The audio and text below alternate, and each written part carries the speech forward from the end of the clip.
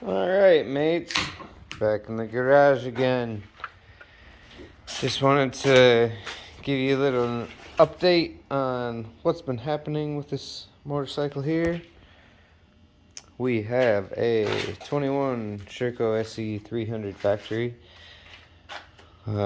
Just checked the last video I uploaded. Was questioning a couple things that were going on, and I just wanted to shed a little light on what happened there. So, I got this oversized radiator fan, was not working, and ended up finding out from forums and a couple other guys that it could potentially be a fuse up line down in the fuse or wiring harness. So checked, and it in fact was a blown fuse. I replaced that, and then the fan started kicking on normally. So that was a simple fix. The oversized fan that is sold online for $95 or $99 will work as long as it has the same connection. I just had a blown fuse, most likely due to a bad bearing and the little electric fan just trying to kick on. The other main thing that I've done since then, I was mentioning that I froze my exhaust pipe. Definitely helped. Not really any issues with denting. Maybe little guys there, maybe some new dents, but oh my goodness, this thing was flat on the bottom when I got it. So I definitely popped all those guys out. Took care of that. I am on, I think, oil change number 4 of gear oil. It's been clean every time, so not really worried about it. A couple of my other buddies have had some mud and sludge in there, so that's not cool. My fork issue is ongoing. I've never really loved this suspension. It's been tweaked here and there, so we've gotten a few leads on guys to send it to. Our traditional guy that we send it to up the road, great guy, love him. Just looking to find something, I don't know, a little more modern. Maybe even get like some different gold valves or something to help with the initial hit on the valving, because I've definitely played with the suspension a lot. Got it pretty dialed in, and keeping the oil in it was half the battle in terms of dialing it in. So take that variable away from the equation, and then we just had to mess with the clickers and adjust it accordingly. And it really matters riding style as well. I think this was valved for a really fast rider compared to my riding style. As fast as I claim or would like to think I am. I think the guy before me had this set up for a little faster demands, because when I pick it up and I'm at my highest pace, love it, just love the suspension. I found out basically that I do 4 clickers more or less depending on if I'm motoing or in the trails, and that made all the difference in the world. 4 clicks here, 4 clicks there and there, and it makes all the difference in the world. Got these little, oh god, that's terrible. Yeah, I have an issue with this fork for sure. I'm gonna get them sent out, but I've been doing my own thing on them right now. I just got the fork seal driver, Motion Pro offline, and just been ramming that damn dust seal back in there. I really just gotta get them sent out, but they've been holding oil, and that's what matters. Occasionally that fork seal does pop out, but I just got that tool. Take that little clip out, pop them back in, They're good for, you know, the majority of the day.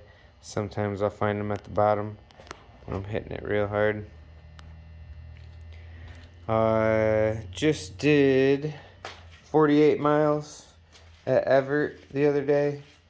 Couldn't get any of my buddies to go with me, so I headed up there alone. It was starting to storm. I debated on doing a second lap alone. The sun was going down.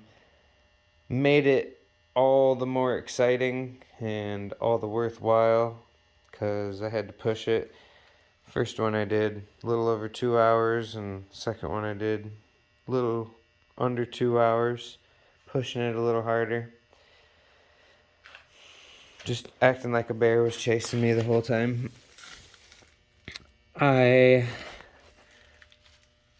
let you guys know that I replaced this tire at 95 hours. We're going to check up there and see how we're doing. I mean, I have the occasional road wheelie, you know, but nothing like the old days growing up. I think that this tire's holding up really well. I got the medium compound and don't have any issues with it. Honestly, this front tire, don't have any issues with it either. You know, I've heard a lot of people complain about them. It's stock Michelin. I'm not having any issues with it. One great thing that I have done to this bike that I would love to speak about is the G2 throttle tamer. So, contrary to probably all the videos online, man, these fucking grips, pardon my language, are rock solid. I don't know if I got like a bad batch or an off-brand one or something. These are just, the compound is like so hard, and I'm pretty sure I ordered the softer medium compound, if that's even an option. But all my bikes that have these, super soft. These guys are like rocks, giving me blisters. Just replaced the grips. I did replace this cam that was in the throttle tube. So I had the 10% or 20% throttle tamer when I originally got this bike, and I was underwhelmed. So in terms of riding in the woods, you know, long distance, endurance wise, it was great, you know. Turned the bike down 20% of the power. Whenever I got on the track, my buddy on YZ250X was just smoking me, man. I couldn't keep up with him off the lips of the jump, and I was just perplexed, you know. So I got the stock throttle cam, brought the bike back to life. I would never personally, unless you, I mean, I guess it was good for me to get used to the power of this bike, you know.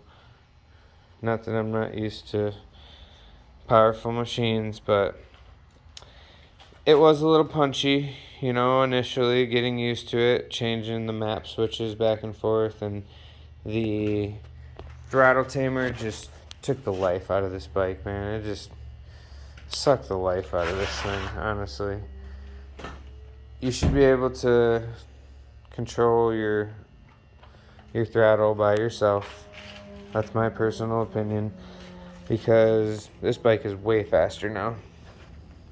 Feels way better in a stock position than with 20% less. So that's the main thing I did. I did take the heated grip setup out. It was not attached very well. Lasted for plenty of trail rides, all kinds of things.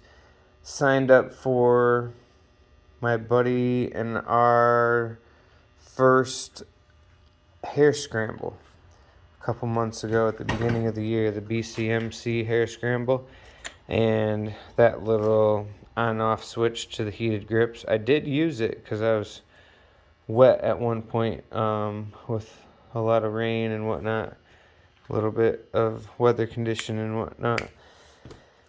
But the switch ended up blowing off and coming apart, so I did away with the heated grip setup. Makes it a little more narrow in the diameter, ever so slightly. Does make a difference for arm pump. Um, like I say, these are just rock solid right now. Hoping they soften up. I got new gloves and new grips, and I just hated it, you know. So it's driving me nuts right now. Hoping it's like new shoes. Shit will go away, but if not, you know, I'm looking for those old Renthal gels and some old fat soft leather gloves. But I did do something interesting. My friend and I did a bar snake. So that is actually a rubber tube throughout the whole internal diameter of this bar here, and we flipped them over, drilled them out, filled them with silicone, and they claim to reduce vibration and let you ride longer and all these amazing things.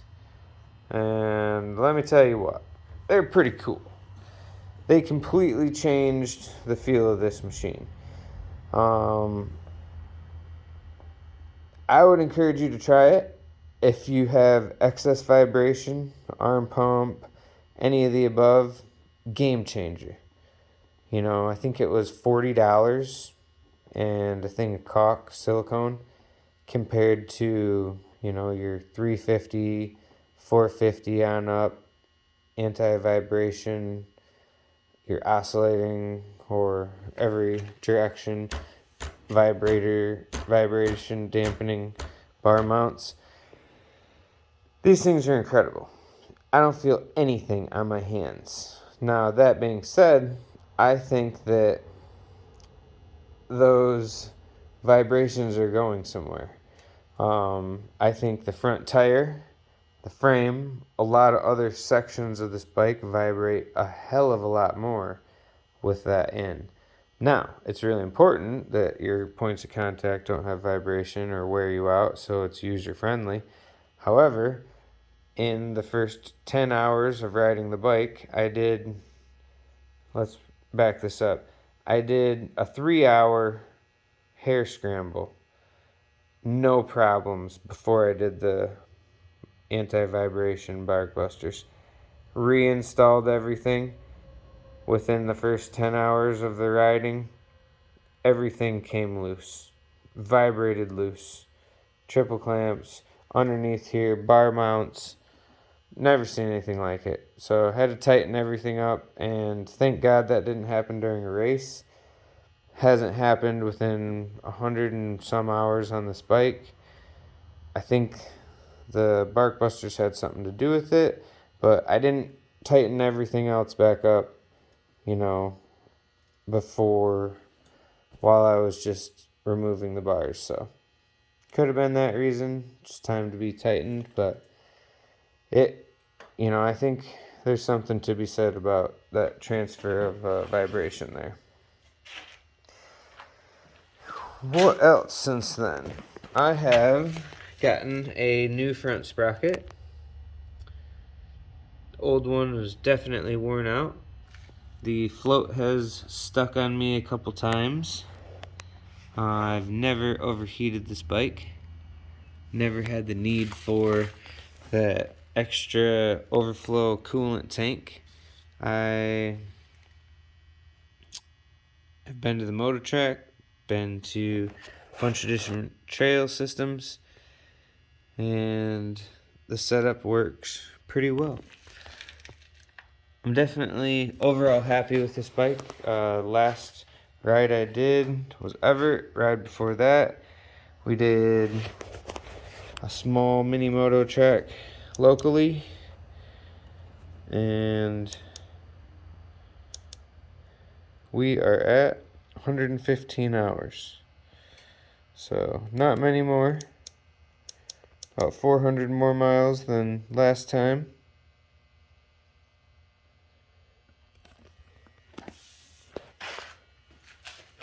Just to put things into perspective, still have the same air filter as the last video. Definitely needs to be replaced. I've probably cleaned it maybe 5-7 times, rode 10-12 times. Replaced the brake pads since the last video. Tighten the chain. No flat tires. I did get the exhaust welded. There still is a little split where it's leaking there. Just been messing with the forks and the throttle tube and the grips. Other than that, had a bunch of fun. Went down to Mississippi for our annual trip.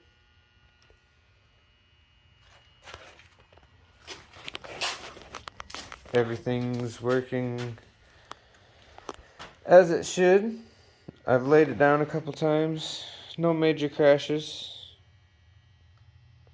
But overall, really satisfied with this bike. And would definitely recommend it to anybody.